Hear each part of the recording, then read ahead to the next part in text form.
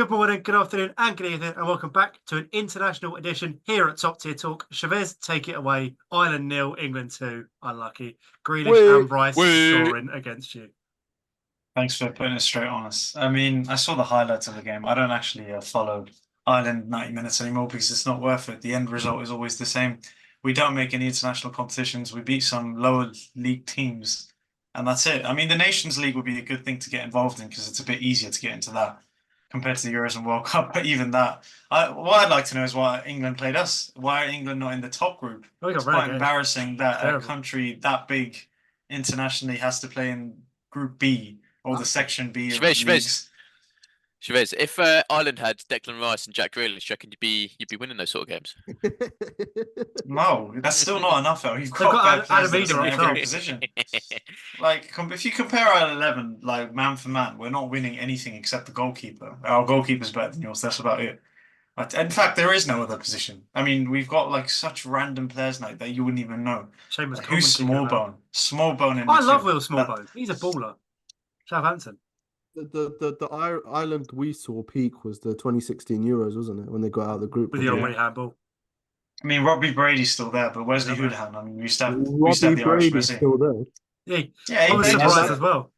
Just I don't saw- know that. I saw that and I was like, he's still kicking about. I mean, the only player we're missing was As if he's, Evan like, dead. Ferguson, but he came off the Where's bench. I don't know Evan why he didn't Ferguson? start. Is he injured? He came off the bench. Is he not So- that? Is he not the hype anymore? What's going on there? Remember They've been 100 injured for like a year.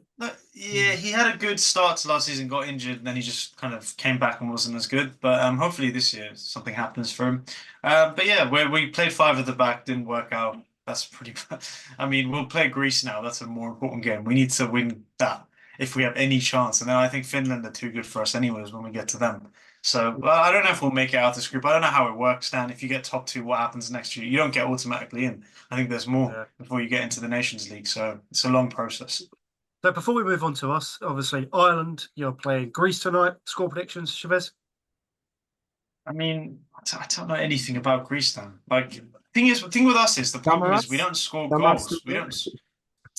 I mean, I'd like to see the Ipswich guy score. I like what's his name? Dan Smodics. How do you pronounce it? Sammy Schmodics. Yeah, I rate him. He's a good player. I'm glad he's Irish because we need someone in our team, and he's a decent player. I like him to score. The lineups are about to be released, but if hopefully Evan Ferguson starts because he needs a run of games now. Dan, is Holebas still kicking about? No, he retired. He retired when he left us, I think. But he played one more year. Unfortunately, Samaras was another one, big Celtic player. I remember. The only player you know in that team is Simicast at left back. Aside from that, maybe Mavropanos is he the Roma guy now? He's He's at West Ham.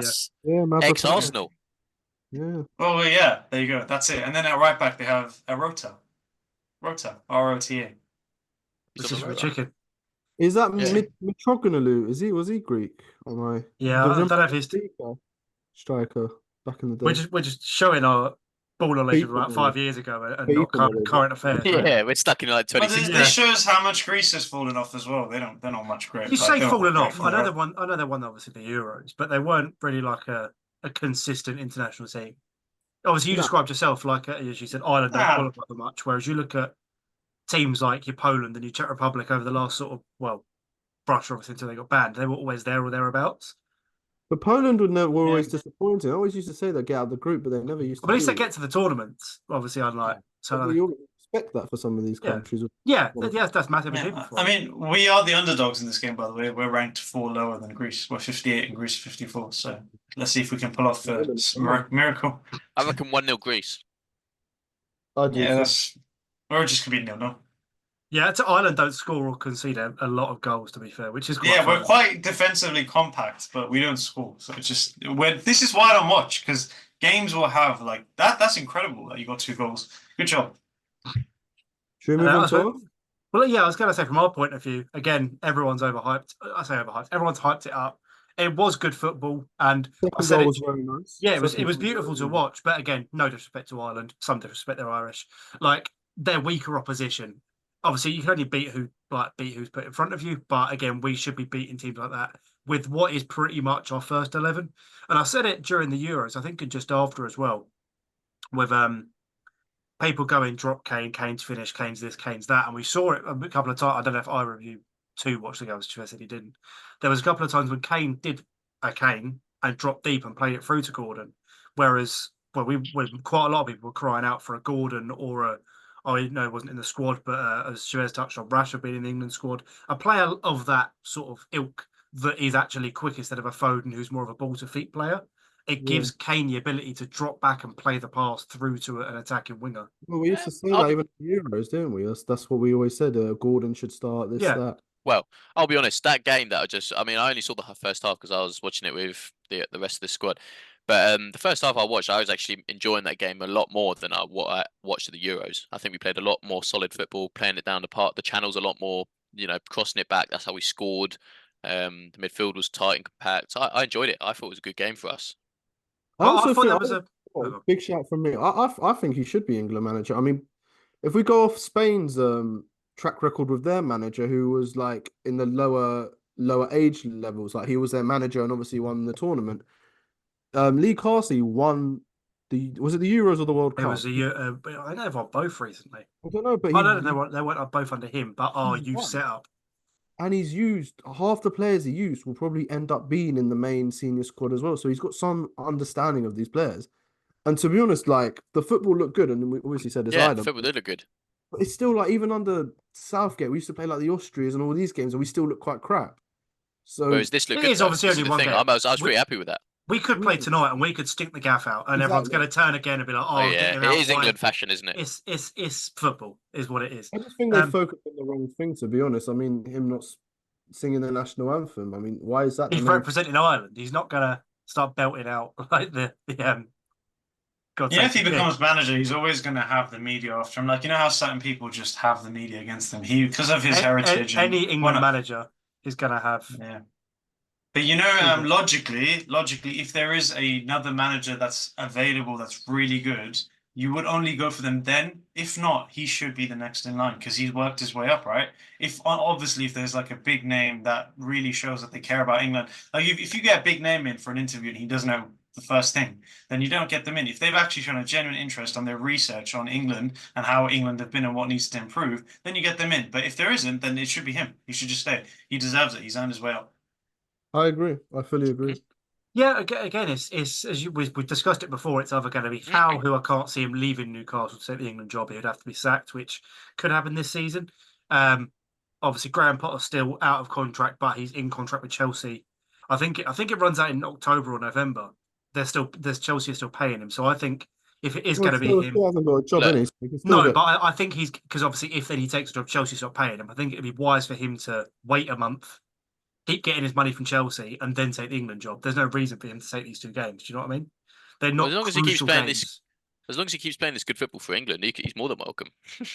I mean, even someone like Angel Gomez. Well, this is what I was going to touch on. The lineup has just been released. I don't know if either of you three have seen it because I've just put it up. Is he starting? Live reaction. So we've got Pickford in goal, Lewis, Konza, Stones, and Trent as a back four, Rice and Gomez, with Grealish, Gordon, Saka, and Kane completing our team. Yeah, that's such a proud moment because I remember back in like 16 or something. This kid was like 16 years old and he came on. He's like the shortest player I've ever seen in my life. And they brought him on. He was like a kid for United, and now he's gone. He's gone away, done his time. He's going to start crying. Benched Mino, Chavez. Yeah, but that's just. I'm glad. From the squad as well. But you know one thing, you guys will love his. We will all like his selections all the time because he's obviously, as Amir said, he's worked with the youth, so we will always get on board with what he selects for the squad, the 21, like how he brought Madueke in, rewarded him, brought Lewis in. Yeah, like Madueke will probably get a chance off the bench today. Like he'll look because he knows him personally. He won't stick to the older fodder if the youth are performing. Nice. Well, yeah, he should. Do you know what? I'm gonna raise the point anyway. Cut it out if you want. I'm gonna raise it. Someone said to Lee Carsley in the interview, Mason Greenwood's playing well in League One. Is he up for contention for the England squad if he continues this run of form? I thought it was. People said it's an irrelevant question. These are the questions you have to answer because Greenwood hasn't officially switched over yet to Jamaica, and even I think Greenwood's probably watching that interview thinking, let's see what he says in the public eye. He was obviously very what's the word? He had to try and keep safe, and he just said, "I didn't keep him in contention," and that was it. Yeah, it was a good answer. It was a good answer because it was no answer. PR answer. He needs to kind of he can't say anything. I don't blame him for what he said. Yeah. But it's a good question because officially he's a player, Mhm. and he's probably the best English right winger right now out there because he's in better form than Saka. I'm sorry, Saka, but like if nothing had happened, Greenwood would be in this squad unequivocally. Yeah. So we will see. Would have been at If the he Euros switches if I'm not allegiance, that makes mistaken, everyone's wouldn't life easier. Well, yeah. I think the World he Cup. would have been taken Kane's spot as the next England striker, not Kane's spot as the next England striker. Yeah, he would we have said taken because there's over no from competition. Yeah. Well, Tony's done out now. Tony Watkins and Solanke. Also, throwback for any Championship fans, Teemu Pukki starting up top for on the topic of Barclays men. Teemu Pukki up top for Finland. There's a trend going around on Twitter. Missed that. What was it? That Player of the Month card on FIFA. Yeah. Was it like 20? So yeah, yeah. Predictions for the England game. Are we going for an England win all round? 3-0 England. It's typical England fashion to kind of lose this sort of game, though, isn't it? But I don't know. I'll still go positive. 2-0. 2-0 England. I'll go 4-1. I'll go for a goal fest. Pukki goal. Who are the two centre backs then? Is it Gahey and Maguire? No, it's Konza, you said. Konza and Stones. Oh, it's new. Yeah, you get see one maybe. But I'd like one. to see. I think Andrew Gomez. This is like a bit of a kind of a trailer for him because I think he'll come back into the Prem. What he provides, he's like a deep line playmaker now. He came in as an attacking What happened to midfielder. his career after like United? In France, did he get injured? What was it? No, it's just he was very physically weak. I mean, he was a tiny guy who came in as an attacking midfielder. They brought him a bit deeper now. He plays like a deep lying playmaker type role. You'll see him. He's like a little just magician at the back, and he controls the game a lot better for someone. Like his IQ is quite good for someone who you would have thought is an attacking midfielder. He plays deeper, so you'll see. That's why he's not the out and out 10. Who's the 3 in midfield again? It's probably someone ahead of him. Saka, Grealish, Gordon, and then right next to him. Yeah, so Grealish is ahead of him, right? Yeah. Oh no, Grealish on the wing. On the right. No, Grealish is in 10 again. Grealish is in the 10. Yeah, it makes sense. It makes sense. Also, just as so as I'm going to spring this on you a little bit, just to continue my Marcus Rashford hate train. 23 hours ago, he posted a video on Instagram of him in a boxing gym, training boxing. You're so obsessed with him. Relevancy. I literally saw it just before we started recording, so I thought I'd mention it. He hates him, didn't he? Again, no. This is good because I said like Marcus Rashford does not need to focus on football right now. He's good at that. He just needs to focus on the mind side of it, and he's right. This is a form of therapy, isn't it? He was He was getting beat up. Like he was, when you take punches, I think it's a form of like boxing training. Like that's the type of stuff he needs to go through right now, just resilience. Because on the footballing side, he's got everything that he needs. It's all waiting to explode. I think it must be infuriating being his teammate, someone at the backroom staff who know how good he is. What he's capable of, and he's not doing it. He's just not doing it on the pitch. Do you think, just out of curiosity, obviously you've loaned out Sancho again, someone that's had their problems and probably not ticked all of the boxes, Man United, and sort of reached the hype levels that he would have. No, obviously not good, because obviously quite a lot of your loans were loaned to buy for Sancho at Chelsea, for example. Would you say Rashford out on loan somewhere? Obviously, if he doesn't kick on, not to sell, but just to try and get him game time. Like he's not a youth player, man. He's still great. No. That's we're not gonna give him to anyone. That's like weaponizing a team and still not getting money from him. That's very financially wrong.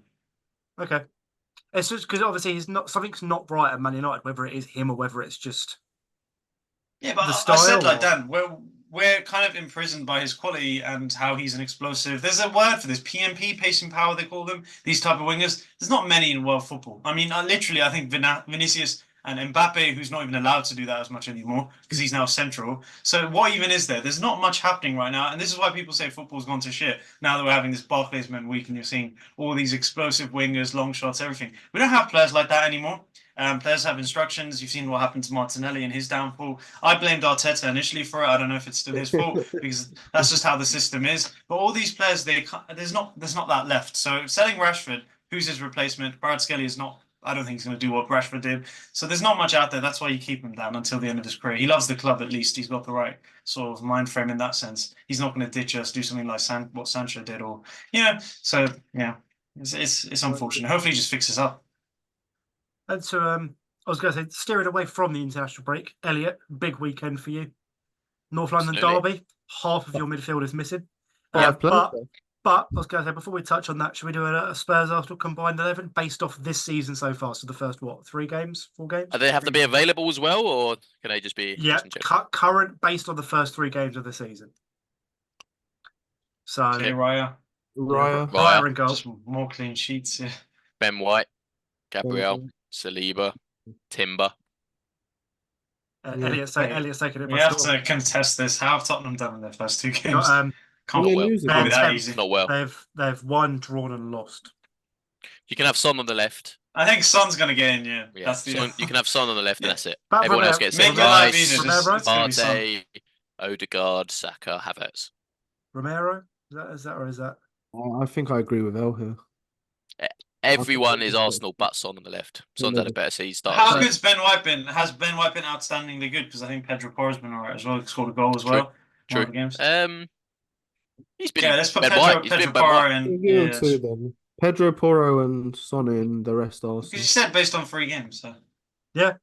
Fine. So, based on 3 games, yeah. Elliot, take it away then. North London derby preview. Yeah, it's going to be fun. All fun and games going to Tottenham away because, as Amir stated, we have lost most of our midfield. Marino's out. Odegaard is looking to be out. Obviously, we don't know yet, but I'm presuming it's going to be. I think he's got to be out. Yeah, but that's what I'm saying. We don't know yet. We don't know. I mean, you never know. But he's out. Let's say, for example, let's just worst case scenario. Odegaard's out. Marino's out. Rice is out. And that's what we're left with. So I guess obviously it starts, and then it wasn't Timber, I think, in 50-50 as well with contention. And then Calafiori's obviously had a bit of a Buki injury at something. So. What's he going to do? Because is he going to drop Havertz back? Because obviously Havertz has been. Well, this is calm down. I'm calm. This is what I think will happen. I think he'll either play. So I think he'll play obviously Zinchenko left back. If Timber's not ready and fit enough to play left back because of some sort of maybe potential injury that he got last game, then Zinchenko plays left back. But if Timber's available, Timber's left back. Midfield is obviously a tricky one because obviously half our players are out. But I think he'll go Partey mid in obviously the same position, number 6. I reckon he'll put Jorginho next to him. And then I reckon he'll play Havertz just in front, obviously, as the Odegaard role. And then I'm hoping what he'll do is he'll play Martinelli through the middle. No. Sterling, Saka, Trossard. I'm not going to lie, I forgot you signed Sterling. I forgot that man was at your club. Yeah, it's a good signing. But it's so shit, isn't it? Like, this is what I mean. Your board didn't back you. Because this happens. You got away with it last year. I think the whole Nations League is a complete fucking waste of time. It's no point. International break every fucking 3 to 5 working days. What's the point in this? No. All our teams have to go through it, though. Yeah, but what I'm saying is I think it shouldn't happen. Your team shouldn't go through it either. Yeah, we agreed, but your board knew that it was happening, and they didn't. All right, yeah, and that's what I said. This is my remedy to it. Jorginho Partey with Havertz playing is the 10/false 9. He's gonna have to go. You know what I'd like from you? I'd like you to be more angry. I'd like you to be more angry towards your owners now before you lose 3 games on the trot, and then suddenly stand Kroenke out and all that again. You should be angry now. No. Because you guys, you don't say anything against your owners, and then when you lose, you'll say it when the inevitable happens. How about this? Okay, we'll come back after the North London derby, and if we win, I want you to apologise to me on this podcast and say, Elliot, I'm so sorry. Arsenal, the best team in the world. You have the squad depth. It doesn't matter. You're that good. But I don't agree with that. Even if you do win, you don't have the squad depth to challenge for the Premier League. That's what I want you to say anyway. Okay. In all honesty, though, no, I do agree. To be fair, I think we're one of the only. I think we're the team that have only registered 22 players for the first team for the Premier League, which is the smallest number in the Premier League apparently registered for the first team. It's a bit scary, as you say, because now we've got a majority of our midfield out. Obviously, if injuries occur, let's say for example, worst comes to worst, we get more injuries out. We haven't got enough players registered to the first team. What happens in that scenario? Are we allowed to register more? Maybe possibly like some extreme circumstance because we've not got any players available. Did youth players just have to come in? This is what I'm saying. There must be some extreme circumstance or something. Something comes. Or you got Rabiot in. I think someone needs to pick Rabiot up. I don't know what's going on with his mum because she's not doing her job. She's his agent. So is it? I thought I'd take him at Chelsea as well just to overload the midfield. I'll take him as well, man. I'll take him. You'll take everyone. Rabiot, come to Chelsea. Come to Chelsea. I think every Arsenal fan's a bit sceptical about how the Arsenal board has kind of dealt with this kind of summer transfer window. Yes, we've signed a couple of players who are great. I don't hear much like against them though on Twitter or anything. Yeah, but the thing is, but hear me out. This is why. The thing is, they're skeptical, yes, because we've always been skeptical as an Arsenal fan because we haven't really won much. We've gone 20-year drought without like the Premier League. We're kind of obviously wanting something to change. However, obviously in the past couple of years, we've come second and challenged City, and obviously before that happened, we didn't really have the trust in the board or the manager to do that. But obviously, when they've basically over delivered with like lesser players, not lesser players, but like not as good as the squad that we have now, like 2 years ago, we think, well, we've got to have trust in them because look what they can do with it.